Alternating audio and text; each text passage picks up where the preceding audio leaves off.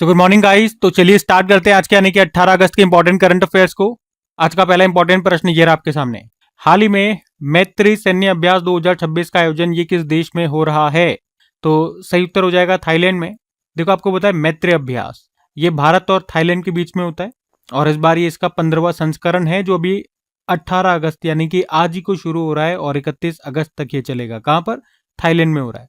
और भारत की ओर से देखेंगे तो 9 गोरखा राइफल्स इसमें हिस्सा ले रहे हैं। ठीक है, तो यह है मैत्री अभ्यास भारत और थाईलैंड के बीच में। पहले मैं आपको थाईलैंड लेकर के चलता हूं, फिर हम 2026 में जो भी मिलिट्री एक्सरसाइजेस से संबंधित प्रश्न है वो रिवाइज करेंगे। तो ये रहा मैप में थाईलैंड, जिसे सफेद हाथियों का देश कहा जाता है। इसका पुराना नाम है सियाम। इसके साथ हम कौन कौन सी एक्सरसाइजेस करते हैं? मैत्री करते हैं, अयुत्या करते हैं, सियाम अभ्यास। कैपिटल बैंकॉक होती है, करेंसी है थाई बहत, प्रधानमंत्री है अनुतिन चारनबे राकुल। कुछ प्रश्न मैं आपको थाईलैंड से रिवाइज करवाऊं तो ताइवान और नेपाल के बाद समलैंगिक विवाह को मान्यता देने वाला ये तीसरा देश बना था थाईलैंड।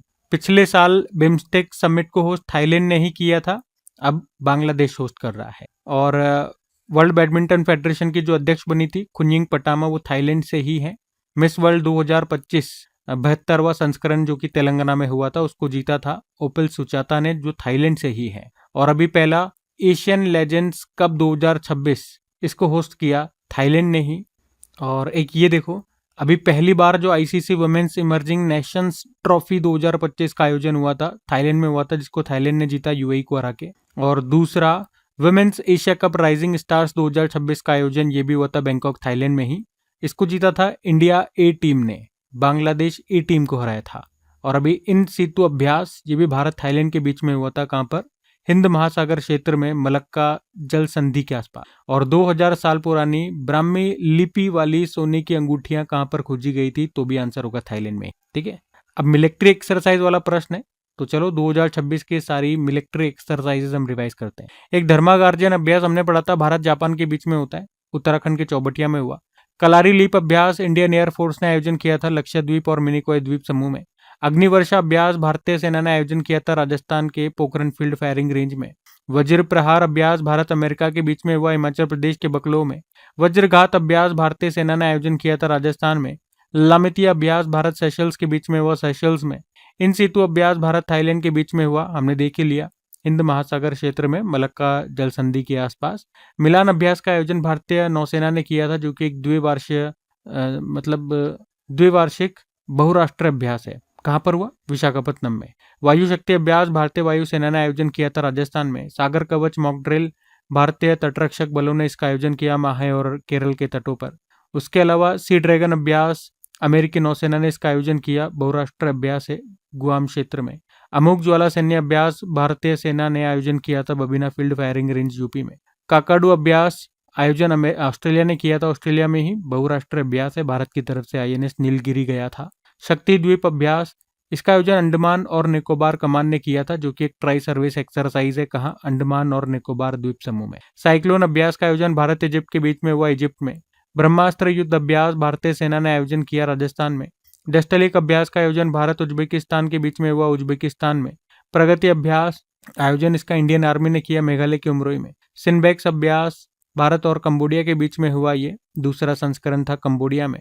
और इन SLN डाइवेक्स अभ्यास जो कि एक नौसैन्य अभ्यास है, इंडिया और श्रीलंका के बीच में हुआ, ये श्रीलंका के कोलंबो में। भारत की तरफ से INS निरीक्षण ने हिस्सा लिया।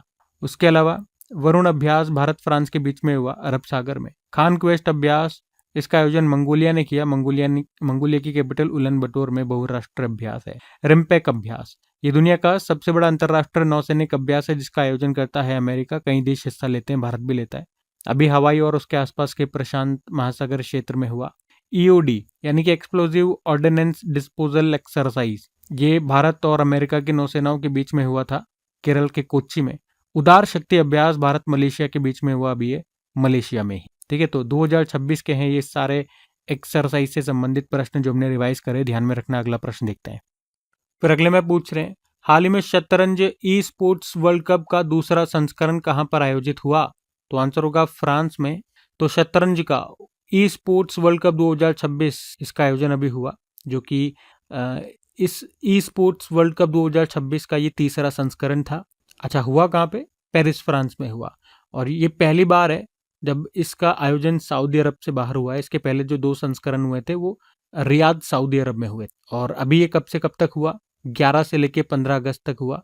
और मैग्नस कार्लसन जो कि नॉर्वे के चेस प्लेयर है, दुनिया के नंबर 1 चेस प्लेयर, इन्होंने लगातार दूसरी बार ई स्पोर्ट्स वर्ल्ड कप में शतरंज का खिताब जीता। जो ये ई स्पोर्ट्स वर्ल्ड कप है ना, इसका जो दूसरा एडिशन हुआ था पिछले साल, तभी इसमें चेस को, शतरंज को शामिल किया गया था और तब भी इसको मैग्नस कार्लसन ने ही जीता था। इस बार भी मैग्नस कार्लसन ने ही जीता है। नॉर्वे के शतरंज प्लेयर हैं, याद रख। यहाँ पे उन्होंने फाइनल में बेलारूस के जो ग्रैंड मास्टर है डेनिस लजाविक, उनको हराया है। तो कार्लसन, जो मैग्नस कार्लसन है, नॉर्वे के खिलाड़ी हैं और यहाँ पे वो टीम लिक्विड की ओर से खेल रहे थे।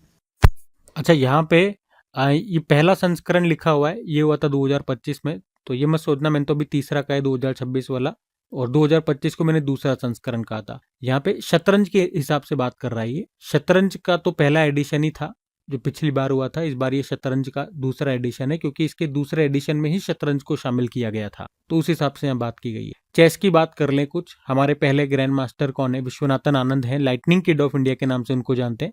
इनकी ऑटोबायोग्राफी का नाम है माइंड मास्टर। पहली बार 1991-92 में राजीव गांधी खेल रत्न पुरस्कार इन्हीं को मिला था। और हमारे सबसे युवा भारतीय ग्रैंड मास्टर कौन है? डी गुकेश है। लेकिन विश्व में सबसे युवा ग्रैंड मास्टर कौन है? अभिमन्यु मिश्रा, भारतीय मूल के अमेरिकी है। और अगर पूछे हमारी पहली महिला ग्रैंड मास्टर कौन है? एस विजय लक्ष्मी है। और ग्रैंड मास्टर बनने वाली पहली महिला कोनेरू हम्पी आंसर हो। वर्ल्ड चेस डे होता है 20 जुलाई को। भारत में पहली बार चेस एकेडमी ये खुली भुवनेश्वर में। और 2024 में जो 45वां चेस ओलंपियाड हुआ था वो हंगरी के बुडापेस्ट में हुआ था, जिसमें मेल फीमेल कैटेगरी में भारत विजेता था।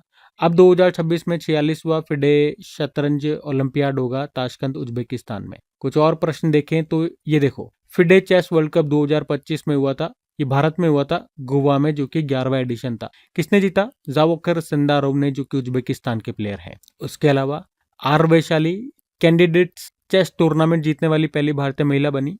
कॉमनवेल्थ शतरंज संघ के अध्यक्ष बने भरत सिंह चौहान। और याद रखना, कॉमनवेल्थ स्कूल शतरंज चैंपियनशिप का आयोजन इस साल पहली बार होगा, मलेशिया में होगा। अच्छा, अभी तक देखोगे आप तो 99 हमारे ग्रैंड मास्टर बन चुके हैं। 99 नंबर के कौन बने? वीएस रतनवेल, जो कि तमिलनाडु से। ठीक है, तो ये सारी बातें ध्यान में रखना। अगला प्रश्न देखते हैं। अच्छा, अगला देखे उससे पहले फिडे की जरूर बात कर लेनी चाहिए। चेस को रेगुलेट करने वाली बॉडी है इंटरनेशनली। इसकी स्थापना होती है 20 जुलाई 1924 में। हेडक्वार्टर लुज़ेन स्विट्जरलैंड में है। और प्रेसिडेंट की बात करें, देखो प्रेसिडेंट अभी कुछ समय के लिए हट गए हैं, हमने पढ़ा था इनके बारे में। और जो वाइस प्रेसिडेंट विश्वनाथन आनंद, उन्हीं को प्रेसिडेंट का अतिरिक्त प्रभार सौंप दिया गया, यूं समझ सकते हो आप। और फिडे ने 2026 को year of chess in education, शिक्षा में शतरंज का वर्ष घोषित किया है। ठीक है, तो ये सब बातें ध्यान में रखना। अगला प्रश्न देखते हैं। फिर अगले में पूछ रहे हैं कि अभी हाल ही में स्वतंत्रता दिवस 2026 के मौके पर प्रधानमंत्री नरेंद्र मोदी ने विकसित भारत के लिए भी कौन सा विजन पेश किया? सो आंसर होगा सप्तधारा। तो प्रधानमंत्री नरेंद्र मोदी ने अभी 15 अगस्त को लाल किले की प्राचीर से देश को संबोधित करते हुए एक लंबा सा भाषण दिया। और उस भाषण में उनका सबसे बड़ा लक्ष्य था 2047 तक भारत को विकसित भारत बनाना। उन्होंने कहा कि भारत को अब छोटे छोटे लक्ष्य नहीं बल्कि बड़े लक्ष्य और तेज सुधार के साथ आगे बढ़ाना चाहिए। तो 2047 तक लक्ष्य क्या है भारत का? कि आपको पता है 2047 में हम आज़ादी के 100 वर्ष मना रहे होंगे। तो प्रधानमंत्री जी ने लक्ष्य रखा कि तब तक भारत एक विकसित राष्ट्र बनना चाहिए। इसके लिए उन्होंने सप्तधारा यानी कि विकास की 7 प्रमुख धाराओं का रोडमैप तैयार किया। क्या कहती है ये 7 प्रमुख धाराएं? कौन कौन सी हैं? विनिर्माण शक्ति, मतलब भारत में ज्यादा से ज्यादा सामान बनाना है। कृषि एवं खाद्य उत्पादन, खेतों को निर्यात से जोड़ना है। उसके अलावा प्रौद्योगिकी एवं नवाचार यानी कि एआई, क्वांटम, 6G, रोबोटिक्स आदि को बढ़ावा देना। गति शक्ति, सड़क, रेलवे, हाईवे, एयरपोर्ट, जलमार्ग और लॉजिस्टिक्स को बेहतर बनाना है। रक्षा शक्ति, रक्षा क्षेत्र में आत्मनिर्भर बनना और हथियारों का निर्यात बढ़ाना। भारत की सॉफ्ट पावर, योग, आयुर्वेद, संस्कृति, फिल्म, वीएफएक्स, गेमिंग, पर्यटन आदि को दुनिया को शो करना। ठीक है, तो ये सब बातें ध्यान में रखना। अगला प्रश्न देखते हैं। फिर अगले में पूछ रहे हैं, अभी हाल ही में किस राज्य के 140 साल पुराने परिछा बांध को वर्ल्ड हेरिटेज इरिगेशन स्ट्रक्चर का दर्जा मिला है? तो ये है उत्तर प्रदेश का। तो पारिछा बांध, ये उत्तर प्रदेश के झांसी में बेतवा नदी पर बना लगभग 150 साल पुराना बांध है। इसका सर्वे 1855 में हुआ था और 1857 के विद्रोह के कारण इसका निर्माण रुक गया था। बाद में 1875 में बांध बनकर तैयार होता है। इसे हेरिटेज इरिगेशन स्ट्रक्चर क्यों बनाया गया? तो ICID यानी कि international commission on irrigation and drainage ने परीक्षा बांध को वर्ल्ड हेरिटेज इरिगेशन सिस्टम की सूची में शामिल कर दिया है। इसका मतलब है कि यह एक बहुत पुरानी लेकिन आज भी काम करने वाली महत्वपूर्ण सिंचाई संरचना है। फिर अगले में पूछ रहे हैं कि हाल ही में 65 भारतीय भाषाओं और बोलियों में बातचीत को पहचानने वाला श्रवाणी मॉडल को किसने लॉन्च किया? तो आंसर होगा IISc बेंगलुरु। तो श्रवाणी क्या है? ये एक AI आधारित AI based speech recognition model है। इसका काम होता है इंसानों की आवाज को लिखे हुए टेक्स्ट में बदलना, और इसकी सबसे बड़ी खासियत है ये 65 भारतीय भाषाओं और बोलियों को समझ सकता है और उसे टेक्स्ट में बदल सकता है। मतलब आप कुछ भी बोलोगे उसको टेक्स्ट फॉर्मेट में, रिटर्न फॉर्मेट में ये लिख देगा। ठीक है, ये खुद आपकी आवाज को पहचान सकता है। इसमें ऑटोमेटिक लैंग्वेज आइडेंटिफिकेशन है। मतलब आप बोलना चालू करो और ये मत बताओ कि आप कौन सी भाषा बोल रहे हो। ये कुछ शब्द आपके सुनेगा और फिर खुद ब खुद आपकी भाषा को पहचान लेगा। किसने बनाया इसको? IISc बेंगलुरु की स्पायर लैब ने आर्ट पार्क के सहयोग और गूगल के समर्थन से इसको तैयार किया। ठीक है, बाकी हमने कहा ये AI based speech recognition model है। तो AI से संबंधित कुछ प्रश्न मैं आपको रिवाइज करा। जैसे सेबी ने AI आधारित साइबर जोखिमों के बीच साइबर सुरक्षा .ai टास्क फोर्स का गठन किया। भारत का AI से चलने वाला लड़ाकू ड्रोन या लड़ाकू विमान काल भैरव है और इसे अब यूरोप के देश पुर्तगाल में बनाया जाएगा। उसके अलावा स्लाइस स्मॉल फाइनेंस बैंक ने असम के गुवाहाटी में भारत की पहली AI और डिजिटल पावर्ड फिजिटल बैंक शाखा को शुरू किया। भारत का पहला समर्पित कैबिनेट स्तरीय AI विभाग का गठन किया है केरल ने। फसलों के लिए दुनिया का पहला AI आधारित जीन एडिटर जिसका नाम है प्लांट ओपन CRISPR1 को तैयार किया ICAR यानी कि Indian council of agricultural research और central rice research institute Orissa ने मिलकर। भारत का पहला नेशनल AI और डिजिटल वाटर समिट हुआ था बेंगलुरु में।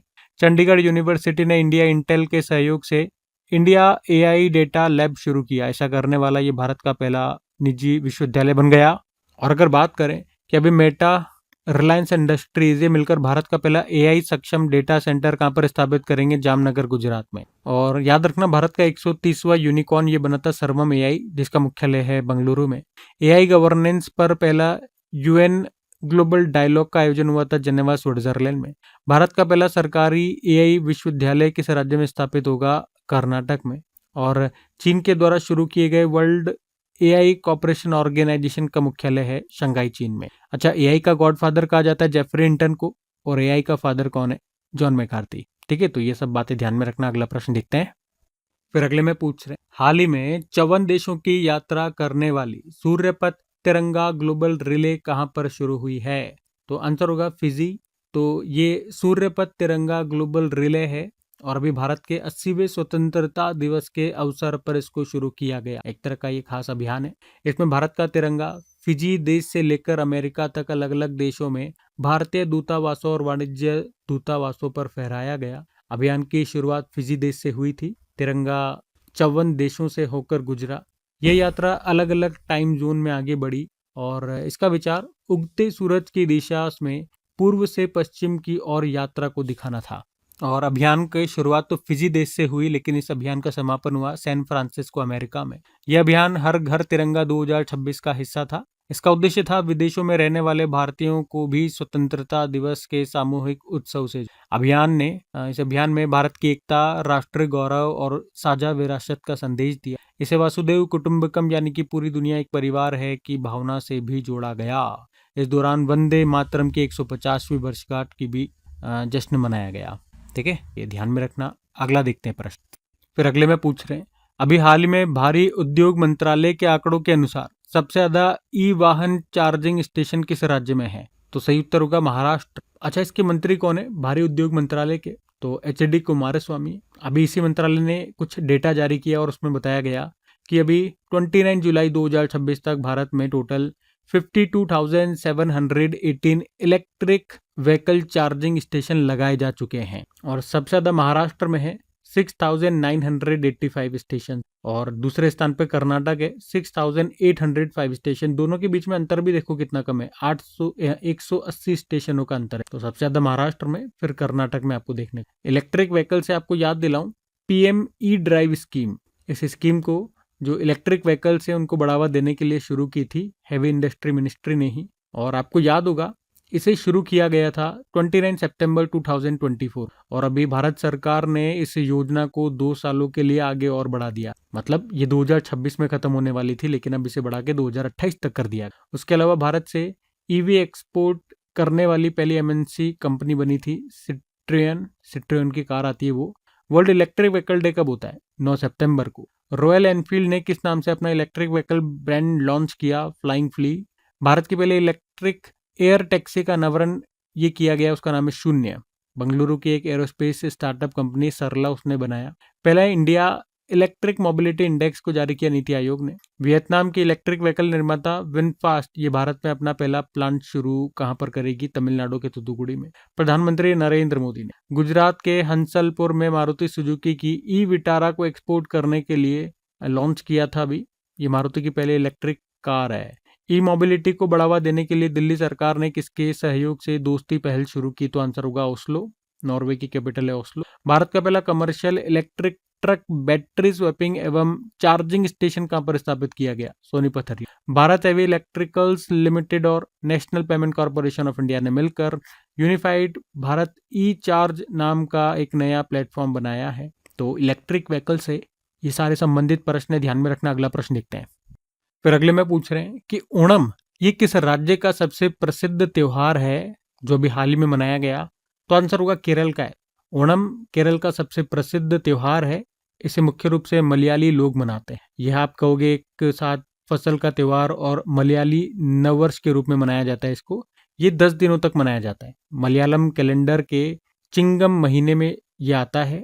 क्यों मनाते हैं? तो मान्यता है कि राजा महाबली अपनी प्रजा से मिलने के लिए हर साल धरती पर आते हैं, तो उनके स्वागत में लोग घर सजाते हैं, खुशियों से ओणम को मनाते हैं। और वैसे ओणम को केरल का स्टेट फेस्टिवल भी कहा जाता है। अब बात केरल की हो रही है तो ये रहा मैप में केरला। कैपिटल तिरुवनंतपुरम है। मुख्यमंत्री वी.डी. सतीशन, गवर्नर है राजेंद्र विश्वनाथ अर्लेकर। राजकीय पशु हाथी हो गया, पक्षी है ग्रेट हॉर्नबिल, पुष्प है कोन्नी कोन्ना, वृक्ष है नारियल का फल है कटहल, मछली है green chromite. Silent valley national park है, पेरियार नेशनल पार्क है, एर्राविकुलम नेशनल पार्क हो गया, अन्नामुडी शोला नेशनल पार्क हो गया। बाकी इडुक्की डैम है पेरियार नदी पर। 2 क्लासिकल डांस होते हैं यहाँ पे, कथकली और मोहिनी। क्लासिकल लैंग्वेज है मलयालम। कुछ फेस्टिवल्स की बात करें, ओणम हो गया, त्रिशूरपुरम हो गया, टुकल पोंगल हो गया, मक्कर विलक्कू हो गया, विश्व उत्सव हो गया। पहला अंतरराष्ट्रीय समुद्र तट महोत्सव भी यहाँ मनाया गया था। एक बार एग्जाम में आता है कि केरल का कौन सा त्योहार नए साल का प्रतीक है, तो विश्व उत्सव है। केरल के समुद्री तट को मालाबार तट कहते हैं। तमिलनाडु के समुद्री तट को कोरोमंडल तट कहते हैं। केरल मसालों का बाग भी इसको कहा जाता है। सबरीमाला टेम्पल भी आपको मिलेगा केरल में ही। कुछ करंट अफेयर्स के प्रश्न भी देखें यहाँ से। तो विधायकों के हस्तक्षेप को ट्रैक करने के लिए MLAtrack.com वेबसाइट को लॉन्च किया था केरल ने।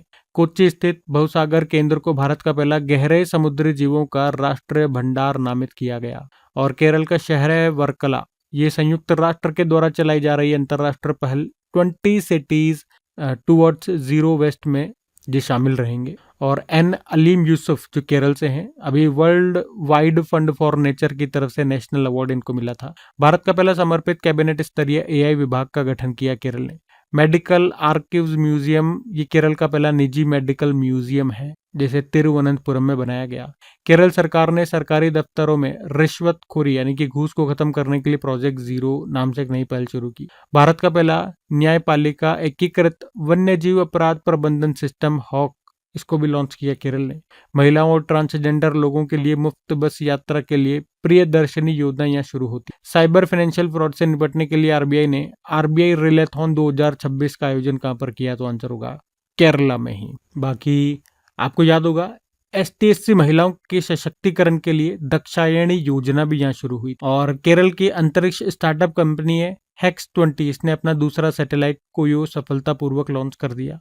अभी जो 8वां एक्सप्लोजिव ऑर्डिनेंस डिस्पोजल एक्सरसाइज का आयोजन हुआ भारत और अमेरिका की नौसेनाओं के बीच में, कहां पर हुआ? कोच्चि केरल में हुआ। केरल ने इंसानों और जंगली जानवरों के बीच बढ़ते टकराव को रोकने के लिए भी AI आधारित डिजिटल प्रहरी सिस्टम फार्म गार्ड को लॉन्च किया। ठीक है, तो ये सारी बातें ध्यान में रखना। अगला प्रश्न देखते हैं। फिर अगले में पूछ रहे हैं कि भारत सरकार के दूरसंचार विभाग के नेतृत्व में ब्रिक्स आईसीटी ट्रैक की बैठक अभी कहां पर आयोजित की गई? तो इसका सही उत्तर होगा पुणे, महाराष्ट्र में।